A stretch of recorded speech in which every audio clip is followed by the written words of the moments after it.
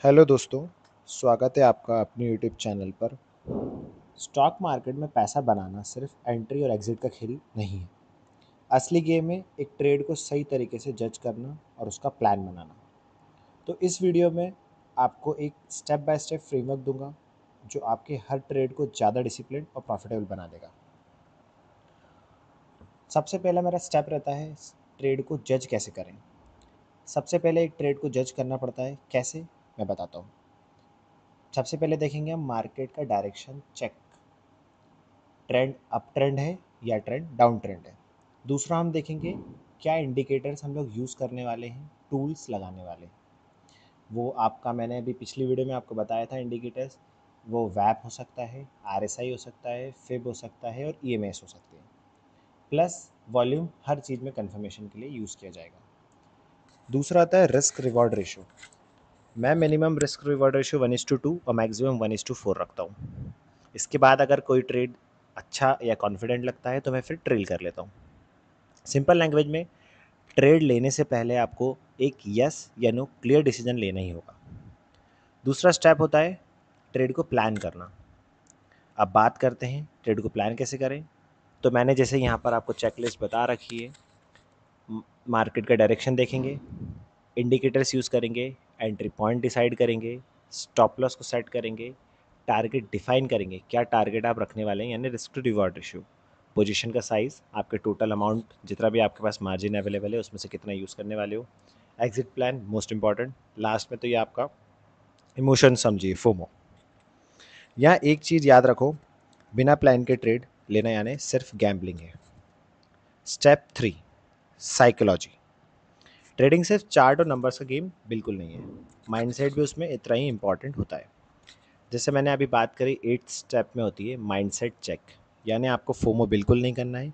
Revenge trading तो बिल्कुल avoid करनी है। रिवेंज ट्रेडिंग का मतलब क्या हुआ कि मैंने एक ट्रेड लिया, जैसे मैंने एवेंटल में ट्रेड लिया, मेरे को लॉस हुआ, मैं इसमें फिर नेक्स्ट डे आके ट्रेड करूंगा कि मेरे को जितना इसने लॉस दिया है मैं इसमें प्रॉफिट लेके रहूँगा। ये तो बिल्कुल नहीं करना है। एक डिसिप्लिन ट्रेडर क्या होता है, जो कि कंसिस्टेंटली प्रॉफिट करता है। चलिए, तो मैं अब आपको इसका एक एग्जांपल बताता हूँ। मैंने आज ही इसमें एक ट्रेड लिया था एवेंटल में। मैंने इस ट्रेड को कैसे प्लान करा मैं पूरी चेकलिस्ट बताऊंगा आपको। सबसे पहला मार्केट डायरेक्शन, आप देख सकते हैं एक प्यारा मार्केट डायरेक्शन आप देख रहे हैं, ये एक अप ट्रेंड चल रहा है। तो पहली चेकलिस्ट मेरी क्लियर हो चुकी है कि एक अप ट्रेंड है। दूसरा क्या है, इंडिकेटर्स। मैंने इस चार्ट में 9 EMA 20 EMA का यूज़ करा है। 9 EMA 20 EMA कैसे, ये जो ऑरेंज लाइन आप देख पा रहे हैं ये पूरी 9 EMA की लाइन है, और ये आप ब्लू लाइन देख रहे हैं ये 20 EMA की लाइन है। आप देख रहे हैं सिंस ये स्टॉक जो है 19 अगस्त से 9 EMA पे ट्रेड कर रहा है, मतलब 9 EMA से इसने नीचे क्लोजिंग कभी नहीं दी है। तो ये तो क्लियर था मैं कि 9 EMA से नीचे जब भी जाएगा तो मेरे को सिर्फ देखना है कि क्या वो 20 EMA सपोर्ट लेगा, नहीं लेगा तो वो 90 EMA से रिवर्स होने वाला है, तो मैं वहीं पे ट्रेड लूँगा। मैंने एक ट्रेड यहाँ ले चुका था पहले, जैसे इसने सपोर्ट लिया उसके बाद मैंने इसको सेल कर दिया था। दूसरा फिर इसने अप ट्रेंड दिया, फिर मैंने देख लिया था कि अब पॉसिबिलिटी है कि ये एक रिवर्सल ले सकता है। तो अपन ने अगर यहाँ से देख रहे हैं कि अगर मैं फिब लगाता हूँ यहाँ पर, तो मार्केट ने परफेक्ट 0.5 0.6 तक पहुँचा, थोड़ा सा बाउंस बैक करा लेकिन फेल हो गया। ठीक है, तो अपन ने इसको देख लिया, अपन ने अभी भी ट्रेड नहीं लिया था। फिर वो जब 20 EMA पे आया, क्योंकि पॉसिबिलिटी ये है कि अगर कोई स्टॉक 9 EMA की लाइन को क्रॉस करता है या ब्रेक करता है तो सेकंड उसका सपोर्ट रहेगा, या तो अगर कोई ट्रेंड लाइन आपकी आ रही है या कोई सपोर्ट जोन आ रहा है तो ठीक, नहीं तो 20 EMA उसका एक बेस्ट सपोर्ट होता है। तो स्टॉक ने क्या करा, यहाँ पर आया एक 20 EMA पे उसने एक सपोर्ट ले लिया। क्या करा उसने, 20 EMA पे उसने सपोर्ट लिया। ठीक है, तो नेक्स्ट अगर अपन देखें कि जब 20 EMA पे उसने सपोर्ट लिया तो अब आप सोचेंगे सेकंड क्या रहेगा, इंडिकेटर्स क्लियर हो गया, अब मेरे को देखना है मेरा एंट्री पॉइंट। तो मैं एंट्री पॉइंट कहाँ करूँगा, अब जब ये वाली कैंडल थी, इस वाली कैंडल पे इसने 20 EMA पे सपोर्ट लिया, सपोर्ट लेने के बाद ये क्लोजिंग इसके ऊपर करना चाहिए, तो इसने इसकी क्लोजिंग ऊपर दी। आप देख सकते हैं क्लोजिंग प्राइस जो है इसका 174 है, यहाँ आपको क्लोजिंग प्राइस दिखता है, आप देख सकते हैं इसका क्लोजिंग प्राइस 174 है, यानी इसने यहाँ कहीं पे क्लोजिंग दी थी। ठीक है, जब इसने यहाँ क्लोजिंग दी तो ये मेरा एक कन्फर्मेशन था कि ये यहाँ पर क्लोज इसके ऊपर करा है, तो ये अब नेक्स्ट रिवर्सल हो सकता है। फिर अपन ने इसकी फॉलोअप कैंडल देखी जो कि प्रॉपर ग्रीन कैंडल आई थी। ग्रीन कैंडल आने के बाद आपको सिंपल है कि ये देखना है कि इस प्रीवियस हाई से जैसे ही ऊपर क्लोज करेगा, प्रीवियस हाई क्या था मेरा, मेरा प्रीवियस हाई था 179, 179 के ऊपर इसने यहाँ क्लोज करा, तो मैंने सिंपली इसकी एंट्री प्लान करी कि मैं इसकी एंट्री यहाँ करूँगा, उसके ऊपर क्लोज करा।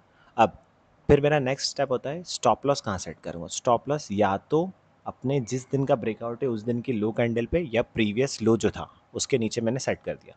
अब मेरा स्टॉप लॉस कितना हो गया, मेरा स्टॉप लॉस हो गया था 171.89 का।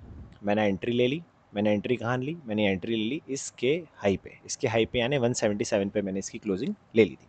अब मेरे को सिर्फ सिंपली टारगेट सेट करना था, मिनिमम मेरा रहेगा 1:2, मेरा मिनिमम रहेगा 1:2, लेकिन जब मेरे को स्टॉक स्ट्रॉन्ग दिख रहा है, मैंने एसएल सेट करा है, स्ट्रॉन्ग दिख रहा है कि हाँ उसने अच्छा सपोर्ट लिया है, तो बाउंस बैक पे वो अच्छा देगा क्लियरेंस। अब आपको अगर चेक करना है कि स्टॉक कितना जा सकता है तो सिंपल देखिए, यहाँ पर इसने रिवर्स हुआ, सपोर्ट लिया, सपोर्ट लेने के बाद वो कितना मूव करा है उसने 17%, 17% नहीं भी करेगा उसका हाफ तो लेगा वो। तो मैंने कुछ नहीं करा, मैंने उसको यहाँ से लेके मैंने सिंपली, ये तो छोड़िए, मैंने उसका 1:4, मेरा जो मैक्सिमम मैंने आपको बताया था कि 1:4 तो मैं रखूँगा, तो मैंने उसका टारगेट 1:4 मैंने उसका टारगेट सेट कर दिया। जब मैंने टारगेट 1:4 सेट करा यहाँ पर, जो कि देख सकते हैं आप 209 के करीब आ रहा है, वन सिंपल, उसने मेरा दो दो दिन के अंदर मेरा टारगेट क्लियर कर दिया उसने। ये देखिए आप सेटअप पोजिशंस। अब अपन बात करें, टारगेट तो डिफाइन हो गया, पोजीशन की अगर मैं बात करता हूँ, मैं हमेशा जैसे मेरा अकाउंट में अगर बैलेंस मैंने 2 लाख रुपए रख रखा है, तो 2 लाख का मेरे को रिस्क उतना ही लूँगा मैं, जैसे मैं 10,000 का लॉस में बियर कर सकता हूँ। तो अगर मैं मेरा पॉइंट देखूंगा तो यहाँ पर 7 पॉइंट है, तो 7 पॉइंट में मैं 10,000 का अगर मैं लॉस बियर कर सकता हूँ, तो मैं 100, 1,000 ऐसी ऐसी यूनिट करूँगा कि वो इस रेंज में आ जाए, तो बस मैं उतना लॉस लूँगा, उतनी यूनिट में लूँगा और बस उससे ट्रेड करूँगा। सिंपल है, सिंपल है।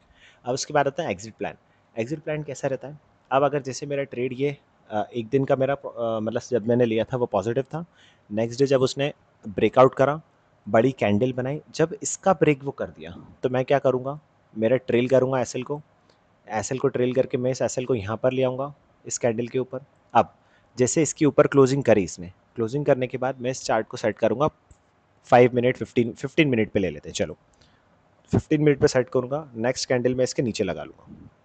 जैसे टारगेट मेरा रहेगा, टारगेट पूरा रहेगा 1:4 ही रहेगा, टारगेट को हिट करेगा, या तो अगर मैं चाहूँ तो इसको और ट्रेल कर सकता हूँ, टारगेट को ऊपर कर दूंगा। अब जैसे स्टॉक यहाँ गया, मैं मेरा टारगेट ले जाके इसको 1:4 पे सेट कर दूंगा, या तो इसके ऊपर जाएगा या मेरा इसके यहीं क्लोज हो जाएगा, सिंपल, ठीक है।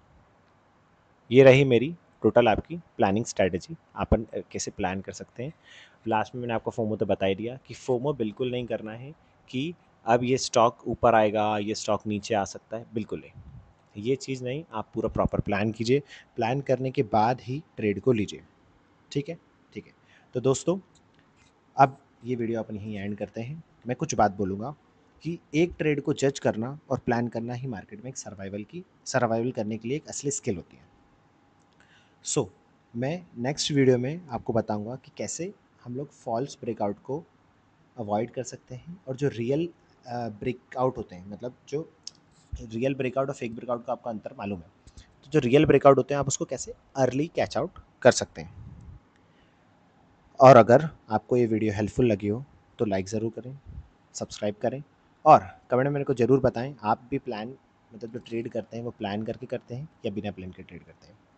Thank you.